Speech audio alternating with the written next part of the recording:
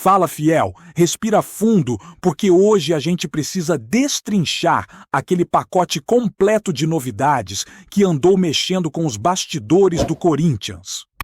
Não é exagero dizer que o clima interno ficou diferente depois da última reunião no Parque São Jorge, e isso mexe diretamente com o futuro do clube, tanto dentro quanto fora de campo. A pauta da noite era justamente a tão aguardada reforma do Estatuto, algo que o torcedor acompanha com expectativa, com desconfiança, com ansiedade e até com um certo desgaste, porque esse assunto já se arrasta há muitos anos. E eis que, quando todo mundo imaginava que finalmente veríamos um avanço mais concreto, a votação foi adiada. Mais uma vez, adiada. Os conselheiros pediram mais tempo para debater ponto por ponto, o que transfere a decisão final para o mês de março e empurra o clube para uma série de encontros segmentados até fevereiro. E olha, adiamento nunca cai bem para quem está lá fora, acompanhando tudo com o coração acelerado. Mas existe um detalhe que muda um pouco essa sensação generalizada de frustração. Mesmo sem votar o pacote completo, ficou decidido que tudo o que for aprovado mais adiante vai entrar em vigor. É uma garantia rara nesse tema, porque normalmente a conversa patina, volta para a revisão, empaca de novo e só depois de muito desgaste anda alguns centímetros.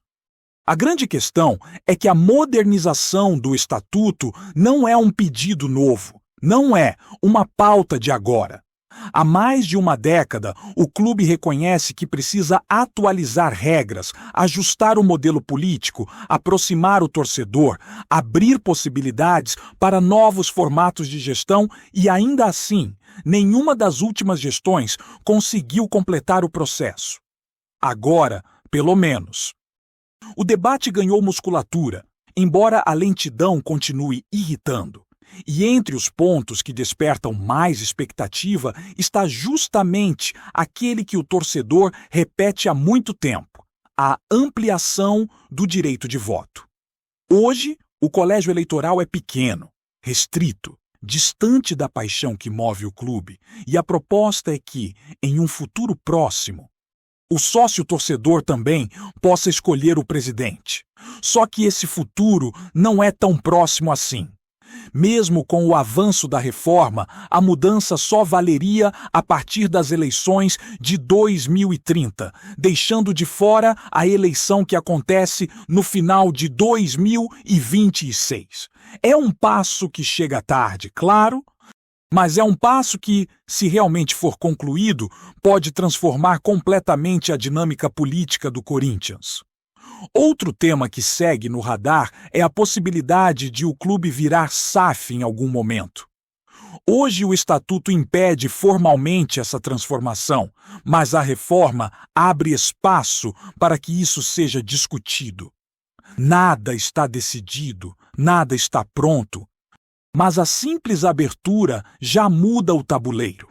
O primeiro rascunho sugeria um modelo em que o clube manteria a maior fatia, com 51%, enquanto um investidor ficaria com 49%. Só que isso, muito provavelmente, será revisado. Fato é que o Corinthians estuda caminhos, estuda alternativas e tenta se ajustar às tendências do futebol moderno. Embora esse processo seja tão lento quanto a paciência do torcedor permite. E aí, enquanto tudo isso acontece nos bastidores, o campo não deixa ninguém respirar em paz. A polêmica da vez girou em torno do Memphis Depay, que acabou postando nas redes sociais um vídeo recebendo uma aplicação direta no joelho, o que levantou um mundo de perguntas. Muita gente ficou sem entender se era algo grave, se ele estava passando por um tratamento emergencial, se aquele procedimento significava risco para os próximos jogos. O departamento médico explicou que se tratava de uma punção articular no joelho esquerdo com aplicação de ácido hialurônico, um recurso comum para aliviar dor, diminuir incômodo e dar mais estabilidade. Mas, mesmo sendo comum, O vídeo impressiona. Ver uma agulha daquele tamanho entrando no joelho de um atleta sempre assusta e, naturalmente, reacende preocupações sobre o momento físico do jogador, e essa preocupação aumentou ainda mais depois da coletiva de Dorival Júnior, que foi bem direto ao ser questionado se o Memphis jogaria caso o duelo contra o Cruzeiro, aquele mesmo, o da semifinal da Copa do Brasil, tivesse sido no lugar dessa partida recente do Brasileirão. O treinador respondeu que não, que ele não tinha condições de jogo. E isso muda bastante o cenário, porque o Corinthians agora tem 3 compromissos antes da semifinal.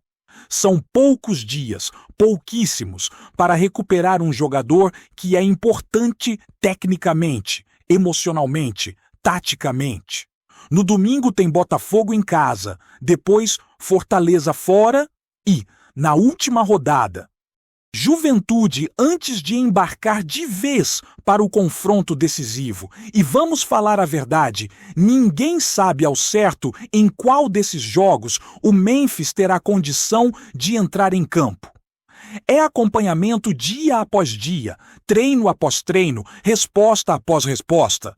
Se for preciso segurá-lo para deixá-lo inteiro na semifinal, vão segurar. Se ele não conseguir ter evolução suficiente, também não vão arriscar.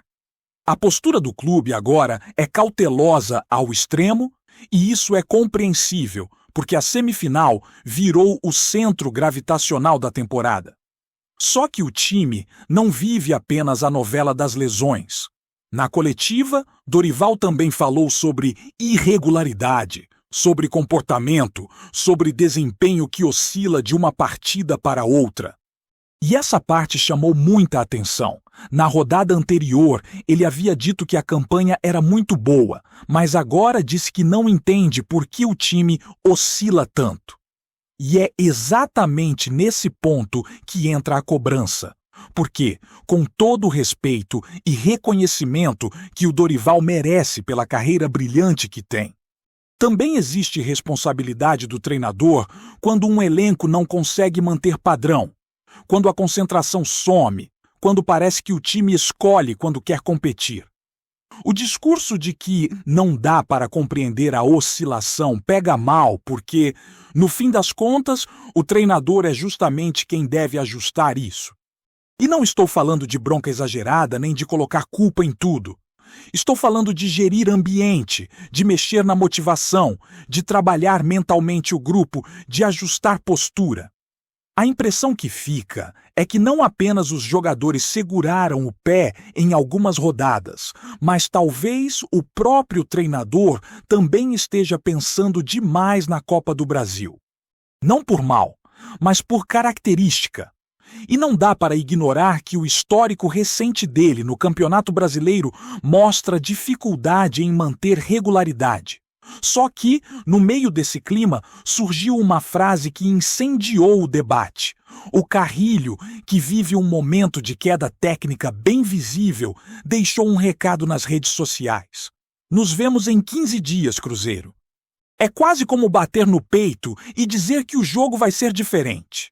E, mesmo não vivendo sua melhor fase, essa atitude de assumir responsabilidade pesa. É um jogador que sabe que não está entregando o que pode, reconhece isso publicamente e ainda assim chama a responsabilidade para si. E o Dorival, na coletiva, seguiu a mesma linha de confiança. Disse que o cenário na semifinal vai ser completamente diferente, que o clima muda, que a postura muda, que a energia muda, e muda mesmo. Copa é outra coisa, torcida empurra diferente, elenco desperta diferente, ambiente esquenta. Só que junto disso vem a pressão que o próprio elenco criou ao tratar tão mal o primeiro encontro com o Cruzeiro no Brasileirão. Eles mesmos colocaram sobre os ombros uma cobrança que talvez não existisse tão forte, e agora vão ter de encarar tudo de frente. Entre saber disso e conseguir lidar com isso, existe um abismo. E esse abismo é que vai ditar o rumo da temporada. E enquanto essa pressão vai crescendo, o ambiente ao redor do clube parece viver dois mundos paralelos. De um lado, um Corinthians que tenta organizar seu futuro administrativo, discutindo estatuto, discutindo governança, discutindo a própria identidade para os próximos anos. Do outro lado, um Corinthians que precisa sobreviver emocionalmente até o duelo contra o Cruzeiro, tentando equilibrar desgaste, ansiedade, desconfiança e aquelas pequenas fagulhas de esperança que sempre surgem quando o time está prestes a encarar um jogo grande. E, nesse meio termo, tudo o que acontece vira combustível para análise, para discussão e até para gerar ruído onde não deveria existir. A situação do Memphis virou um símbolo disso.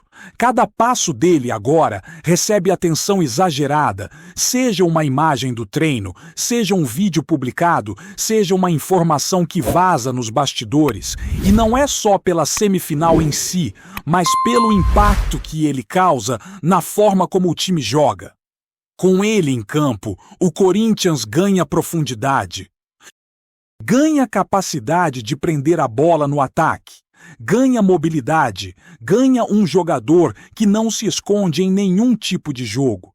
Sem ele, a equipe perde muito da sua válvula de escape e a alternativa imediata não tem conseguido entregar nem metade do que se espera. É natural, portanto, que tudo o que envolve sua recuperação se torne quase um ritual de observação coletiva, como se cada torcedor estivesse ali acompanhando a evolução centímetro por centímetro. Ao mesmo tempo, a entrevista do Dorival trouxe aquele sentimento agridoce. Ele falou com franqueza, mas acabou acendendo mais dúvidas do que respostas. Porque quando o treinador deixa claro que o jogador realmente não tinha condição de atuar, isso reforça a ideia de que a lesão exige atenção séria. E aí vem a pergunta que ninguém consegue responder com segurança. Até que ponto ele conseguirá estar saudável no dia decisivo? Não é só questão de estar liberado pelo departamento médico. É estar com confiança, com ritmo, com mobilidade e, principalmente, sem dor que limite seus movimentos. E não é apenas o Memphis que virou foco. A oscilação coletiva ocupa espaço grande na conversa entre os torcedores. Porque, quando o time alterna partidas de alta intensidade com jogos em que a concentração parece evaporar, isso gera insegurança. O torcedor tenta criar uma imagem mental do que esperar na semifinal. Mas essa imagem muda a cada rodada. Uma semana o time joga com organização. Outra semana parece desligado. Uma semana o sistema defensivo encaixa. Outra semana leva gols evitáveis por pura desatenção. Essa instabilidade causa uma sensação quase psicológica de que o Corinthians vive em constante reinício. Como se precisasse relembrar sua identidade toda vez que volta a campo. E o mais curioso é que, mesmo diante dessa irregularidade, existe uma certeza silenciosa que acompanha o torcedor que conhece a história do clube. Quando o jogo vale muito, alguma coisa muda. E isso não é romantização, não é bravata, não é frase de efeito. É observação de quem viveu ciclos e mais ciclos de mata-mata, enfrentando adversários mais fortes, elencos mais caros, situações mais complicadas. O Corinthians, quando pisa em um jogo decisivo, costuma se tornar um time completamente diferente. Isso não significa vitória garantida, mas significa que a entrega sobe, o foco sobe, o espírito competitivo sobe. E é essa virada emocional que Dorival aposta para a semifinal. Mas, até chegar lá, o time precisa atravessar 3 partidas pelo Campeonato Brasileiro que podem ser armadilhas psicológicas. É um período curto, mas muito sensível, porque qualquer lesão, qualquer expulsão, qualquer desgaste exagerado pode comprometer o que vem depois. Ao mesmo tempo, o time não pode entrar sem compromisso, porque isso alimenta ainda mais a crítica, alimenta a desconfiança dentro do próprio vestiário e reforça o discurso de que o elenco está escolhendo quando quer jogar. É um equilíbrio difícil. Jogar sem se expor demais, mas jogar com seriedade. Não relaxar demais, mas não entrar em clima de decisão. Não dar a impressão de descaso, mas também não colocar intensidade que coloque jogadores em risco. E isso exige um tipo de comando muito mais psicológico do que tático. O Dorival, nesse ponto, precisa encontrar a linha exata. Ele sabe como conduzir times em Copas, isso ninguém discute. Mas agora ele precisa provar que consegue manter o grupo saudável, unido e motivado, sem que o foco na semifinal destrua a competitividade antes dela. E o desafio aumenta porque alguns jogadores fundamentais vivem uma fase técnica abaixo do esperado. O caso do Carrilho, por exemplo, é emblemático. Ele começou sua trajetória no Corinthians deixando o torcedor encantado, mostrando elegância, leitura rápida de jogo, passe limpo, posicionamento líquido. Mas nas últimas semanas parece jogar sempre com um atraso de pensamento, tomando decisões lentas, arriscando menos, trocando bolas curtas demais e sem agressividade. A mensagem dele nas redes sociais, dizendo que nos vemos em 15 dias, revela duas coisas ao mesmo tempo: consciência do próprio momento e coragem de assumir responsabilidade. Só que assumir é uma coisa, executar é outra totalmente diferente. E é exatamente isso que a torcida espera dele. Não adianta apenas prometer atitude, é preciso retomar a forma, reconquistar confiança, se apresentar mais ao jogo e recuperar a intensidade que fez o torcedor acreditar que ele seria um dos pilares do meio-campo no restante da temporada. A verdade é que esse elenco tem potencial para entregar muito mais do que tem mostrado, mas esbarra em problemas recorrentes de concentração e, às vezes, de postura. E o símbolo máximo disso ocorreu naquele jogo contra o Cruzeiro em Belo Horizonte, quando o time entrou praticamente desligado, permitindo que o adversário se sentisse confortável demais, dominasse o ritmo e controlasse o jogo durante boa parte da partida. Aquela derrota não apenas expôs deficiências, como criou uma narrativa que agora acompanha o time. Se na hora que valia menos foi daquele jeito, como será na hora que vale tudo? Antes de prosseguirmos, te pedimos que deixe seu like e já se inscreva no canal para não perder nenhuma novidade exclusiva do Corinthians. Continuando. Acabou de acontecer e já provoca um verdadeiro burburinho nos bastidores do futebol paulista. Roger Guedes estaria prestes a retornar ao Corinthians. A informação, tratada ainda como rumor, começou a circular de maneira acelerada entre pessoas próximas ao clube e rapidamente ganhou força nos corredores do Parque São Jorge. Embora ninguém assuma oficialmente, o clima é de expectativa crescente. Quase um frenesi silencioso que lembra aqueles episódios em que algo grande está prestes a ser anunciado, mas ninguém quer ser o primeiro a confirmar. Fontes ligadas ao staff do jogador afirmam que ele estaria encantado com a possibilidade de vestir novamente o manto alvinegro, reacendendo uma relação intensa com a Fiel e com o ambiente que marcou sua passagem anterior. Há quem diga que conversas iniciais já teriam ocorrido, descritas como bem mais quentes do que o normal, para um simples contato informal.